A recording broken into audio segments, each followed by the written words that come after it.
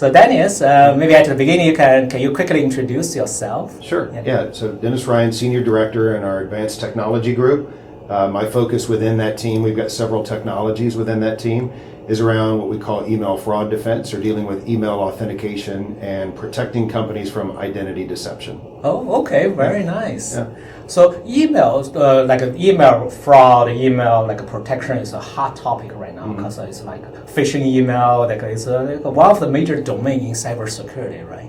It is. I mean, today a headline popped on CNN. Barbara Corcoran off the Shark Tank fell for a nearly $400,000 compromise. Yes. Yeah. Somebody was able to imitate her administrative assistant and send an email about wiring some money, and this is what typically happens. So always prevalent because email is the number one attack vector. We see that year after year.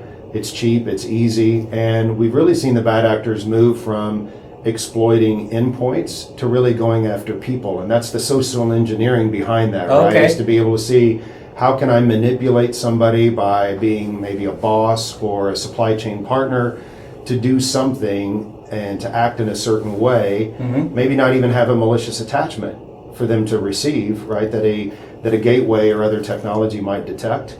So they're working through what's called business email compromise, is the tagline out there that people are using to really go after companies and try to extract that money. Okay, because everybody uses emails, right? So as you mentioned, before we thought about like individual, you have email. We receive a lot of spam email, right? So all those things. But you also mentioned for the business, right? So there's a lot of business, like try to compromise the business. They use the email as an attack kind of vector. Right. And you mentioned a term called social engineering. Yep. So can you elaborate a little bit on that? Yeah, sure. I think timing is good for this session that we're having today, coming on the heels of RSA that's going on right now in San Francisco.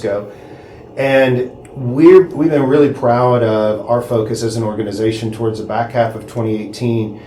We set out on a path of what we call people-centric security. That we've followed the attackers, we see what they're doing, we see this migration in the cloud applications, and we need to understand who's being targeted, how they're being targeted, the social engineering that's going on there. Well, RSA's theme this year dealt around people-centric security. So we obviously knew what we were doing in 2018. You predict already. We predict that, right? So what we do is we've layered in this technology coupled with education. So acquired an organization by the name of Wombat for security awareness training. We just recently added to our portfolio a company by the name of Observit, where we're looking at data loss prevention. And so when it comes to this manipulation, bad actors want to not only compromise an account so that they can extract data, but then move laterally in an organization.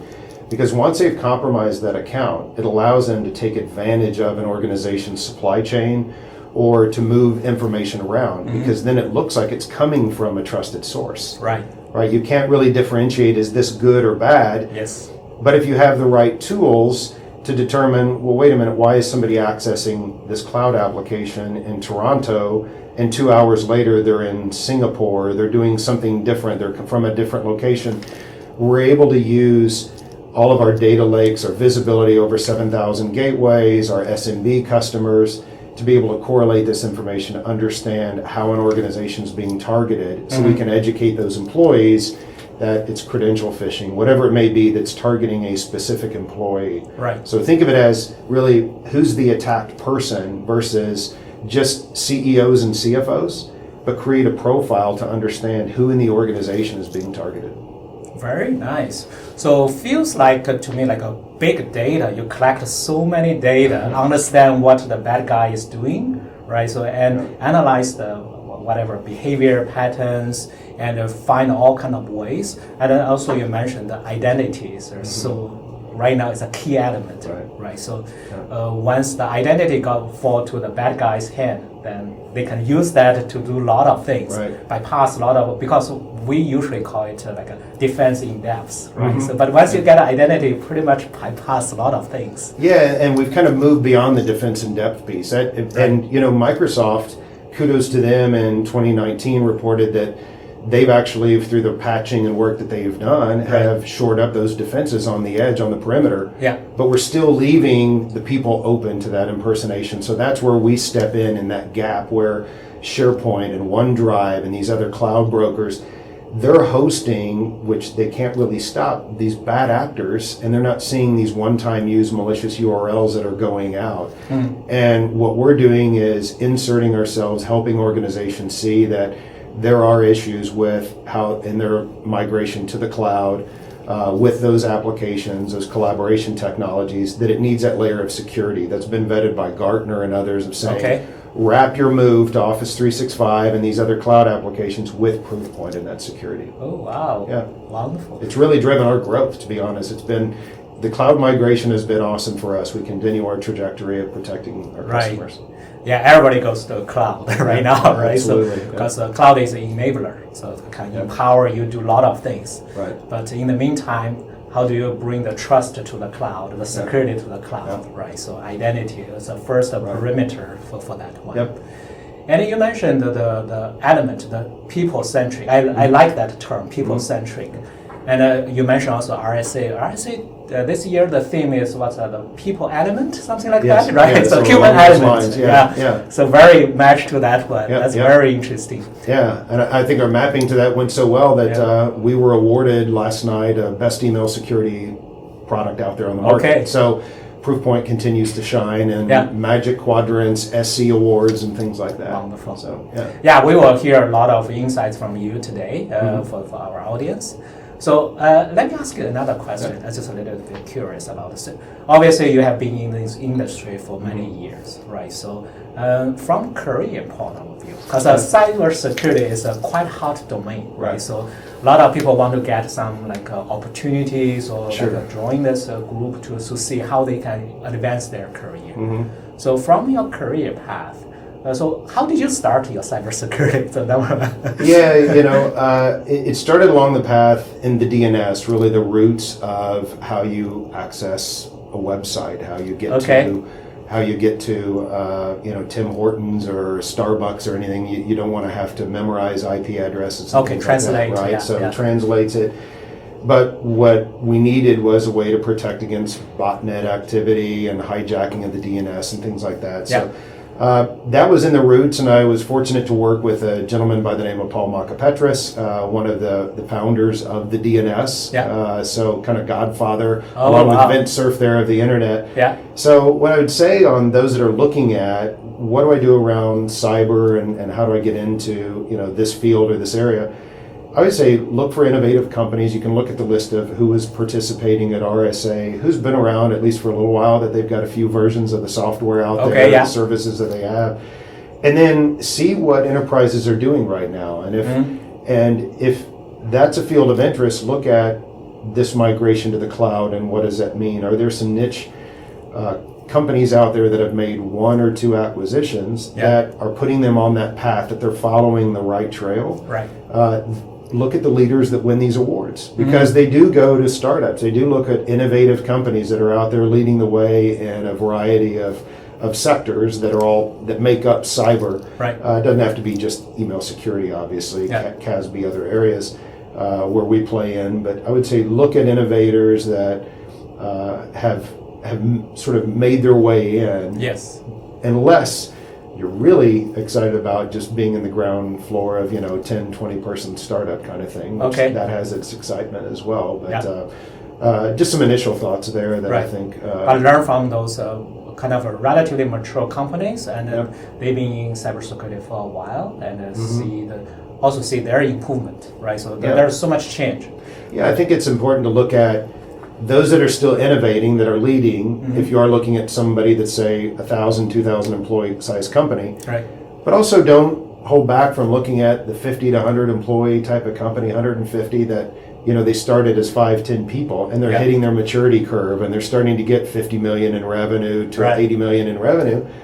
They're now at the point where they're looking to break through to the 150 and have aspirations of faster growth, an exit strategy. So look at those. That can be an exciting path. Wonderful. Yeah. And cybersecurity, obviously, have so many things that you need to learn, right? So email is one area. There's a cloud. There's whatever IPS. Could be programming. Yeah. A host of things. One thing we constantly hear is you need to keep always learning, right? So learn fast because there are so many things change there. So speaking of future direction or current trends, which area do you think maybe you can focus a little bit more, give you best ROI, whatever? Yeah, I'd say right now we're seeing a lot of activity around the concern of really somebody getting into an organization and exfiltrating intellectual property out. Okay. The intellectual property can be worth a lot more than just a wire transfer of $10,000. If they could extract from a bank, an auto manufacturer, any given industry, valuable intellectual property, right, that's really important. And that could be from a disgruntled employee trying to walk out the door with information on their thumb drive or trying to forward that to their Gmail address and then they're going to leave or try to sell that. Yeah. That's a really exciting area that I think it'd be a good area that people should look into. So the insider threat. Could be insider threat. So again, about that manipulation, if somebody can make their way through in social engineering, that threat could come from somebody that's going laterally that broke in, or disgruntled employee, or somebody that just innocently enough thinks, I want to go work on this document, work on this detail at home. I'm just going to forward it to my Gmail address. And it's got PII, right, personally identifiable information to it. They're taking data off-site that they really should not be. And we're seeing a lot of organizations concerned about that. Okay. It's a big area of focus for us as we see that migration to the cloud and distributed architectures. And we say, how can we help ensure that you're not having account compromises, but also not losing that important data? I see. Yeah. Really is not only you need to look at attackers from outside to attack you, right, your company, you also need to looking at insider to get your data out. Absolutely, it's critical. And that's why you've got to educate your customers on what to look for in somebody trying to trick them. Right? So then you underpin that with the technology that let's make sure nobody makes a dumb move or makes a mistake, and we got to protect our assets here. Excellent. Yeah. My last question probably related to education side, right? So the awareness, because a lot of times when we talk about social engineering or email protection or those, on one side there's technology solutions, but on the other side there's people are still clicking or doing the. So from awareness and education, any suggestion? Do you? Well, first and foremost, you've got to have security awareness training. You can't rely on just technology because those people are really that last line of defense. Right. And if you don't have a program that adapts to the way that the bad actors are attacking an organization, all the way down to a person, like what's the benefit of giving somebody a program that's just a canned program that you issued in 2018 and 2019, and now we're going to do it again? It's the same old thing, and they ask their 14-year-old to go in and sit through it while they're doing something else, right? You can't do that. Right.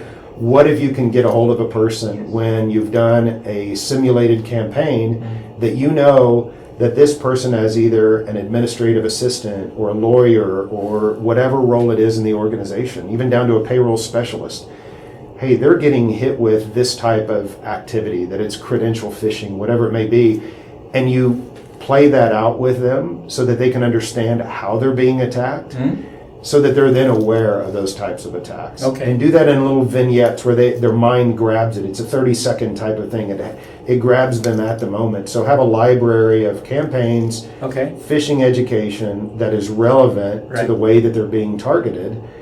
And it's not just the once a year, sit through the campaign for 45 minutes or 1 hour, click, click, click as fast as I can get through this thing, and then they're done. Right. It's not like just only for audit or compliance. You need to constantly remind people. Right. It's a behavior change. It is, because the bad actors are using different tactics when they target those valuable assets. They're looking at LinkedIn and they know who in that organization is reporting to the next person. They also know what they're responsible for.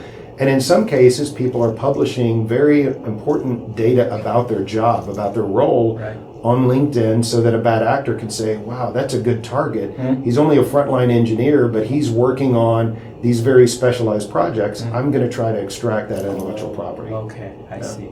Wow. Okay. So there's so many things you need to touch on, and education plays a really important role. We believe in that wraps the technology, that you've got to have that, or more, I guess, better way to put it is it's really at the core, because they're your last line of defense. Get them educated as you're applying the technology around them and to try to help them.